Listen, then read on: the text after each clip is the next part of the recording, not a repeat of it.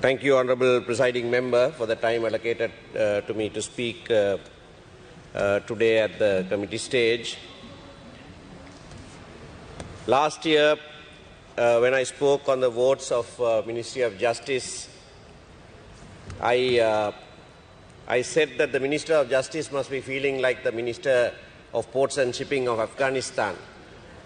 And I'd like to repeat that today because he, in fact, is very uncomfortable in that post. We have seen in the media that the Minister of Justice had tried to resign. Now, this is very strange that a person tries to resign but is unable to resign. He, being a member of the legal profession, a member of the INABA at that, should know how to resign, if you want to resign. What is there to try to resign and not being able to resign? It's very strange, but that's what we read, that the Minister of Justice doesn't know how to even resign from his post. But all that points to his uncomfortableness in holding this post, that of Minister of Justice in the current regime. I don't blame him for that. The government, for all its rhetoric, has unashamedly been interfering in the process of justice, in the administration of justice in this country. As I speak, I read news that former Navy Commander Vasantha Karanagowda is tipped to be appointed a governor to replace former Governor Raja Kolure, who passed away recently. Let me express our condolences to the Communist Party stalwart who also succumbed to COVID-19. But Vasantha Karanagowda is an accused, is a suspect in one of the emblematic cases in this country, the abduction for ransom, not for anything else, abduction for ransom by naval personnel of 11 youth in Colombo who were taken to Trincomalee Naval Base and done to their deaths. Now the police, having conducted investigations, have named several suspects, including the Navy commander at that time. And inexplicably, the Attorney General, in a mighty hurry, in an indecent hurry, is trying to withdraw indictments, or has intimated that he would withdraw indictment against Vasantha Karanagowda. The families of these young men have been agitating for justice for so long, and during the last regime managed to move the wheels of justice a little bit. But now it's being reversed. And it is such a person that you want to appoint a governor of a province. It's not only that. Many indictments filed during the last government by the then Attorney General, who incidentally is the Chief Justice today, is being withdrawn by the current Attorney General. As soon as he is appointed to that post, the first things that he is doing is to withdraw indictments against indictments filed against members of the current government. Attorney General is supposed to be independent in our country. Appointment is supposed to be independent. During his tenure, he is supposed to act independently.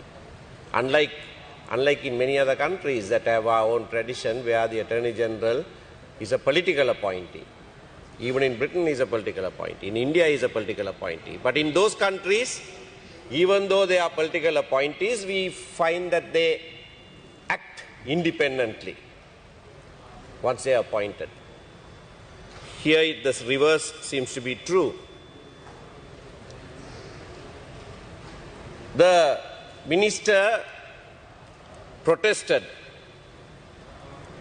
at the appointment of another convict who was pardoned, convicted for contempt of court. Contempt of court where he was so convicted and sentenced on a complaint made by a magistrate for disturbing proceedings in court, where the magistrate himself had the power to punish him summarily for contempt.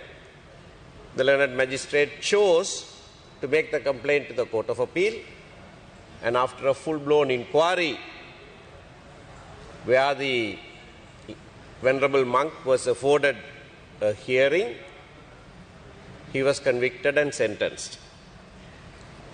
And then he was pardoned. He was convicted in another, or rather, he's a contempt in another contempt proceedings, presently pending before the Court of Appeal, where he violated the magistrate's court order in Mullaitivu and facilitated the cremation of a body of another monk in the premises of a Hindu temple. Now, such is a person you find suitable enough to appoint as chairman of a task force. And naturally, the minister protested, also for the reason I suppose he wasn't even consulted. And originally, no Tamil was appointed to this task force. That was a good thing. I did not think that any self-respecting Tamil would have served in this task force. We said that also. But as it often happens, you find all kinds of people in every community. And so you found 3 people who were willing to bury their dignity and go and sit in this task force. I say this because this task force is captioned "One Country, One Law." One country, one law. Most people think that this is something to do with personal laws. But it's far worse than that. If the government is committed to devolution of powers, as you have been saying to the international community, Prime Minister Mahinda Rajapaksa, when he was president, repeatedly assured India in 3 joint statements. In another joint statement with Secretary General of the United Nations, he said, which in fact is a promise made to the entire international community, that he would enhance devolution. If that is the case, then there can't be one country, one law. Because even in this broken system under the 13th Amendment, even under this 13th Amendment provincial council system, which we do not accept, there is legislative power over certain subjects that are devolved to the provinces. The provinces can make their own laws in respect of matters in the provincial council list, and even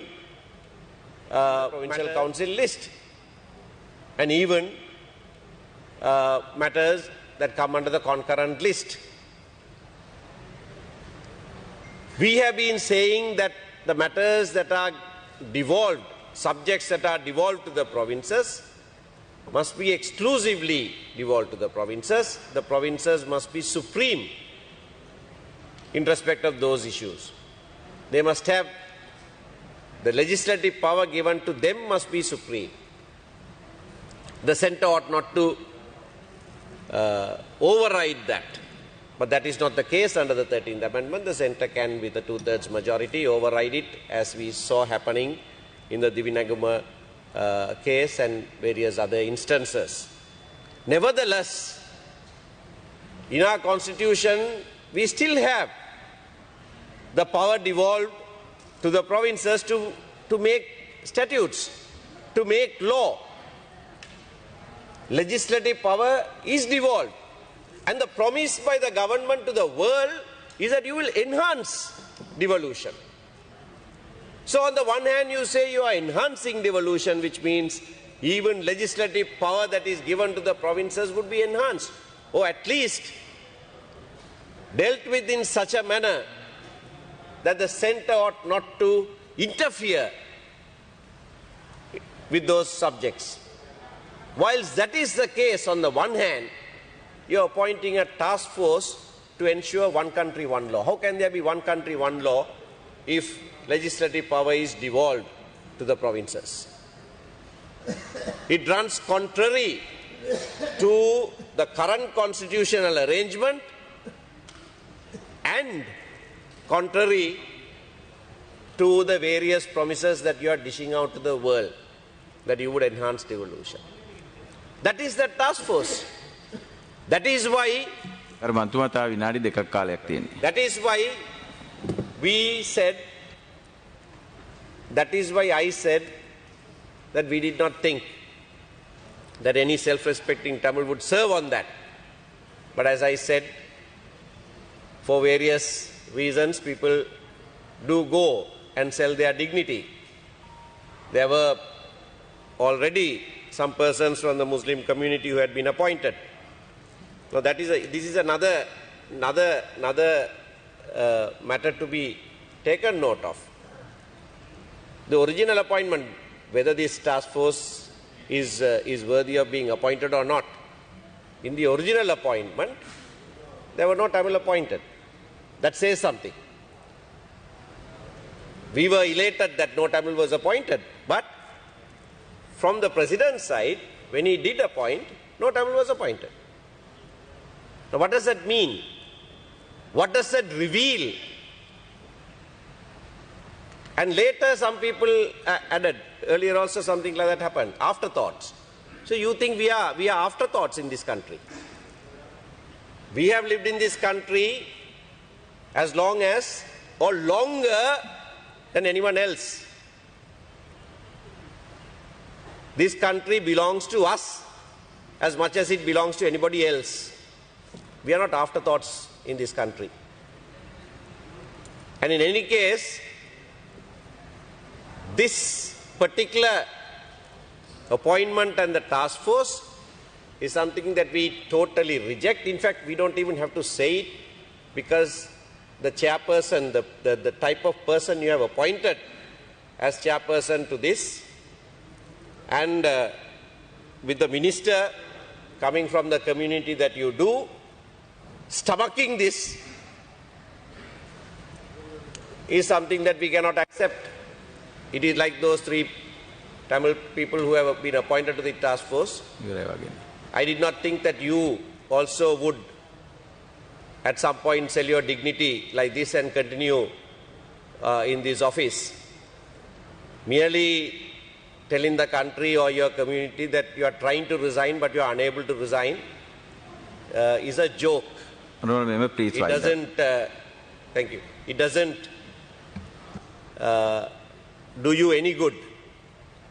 So my plea to if I might call you here, even in this August Assembly, my learned friend, is to stand up straight and resign before these sessions are out. Thank you.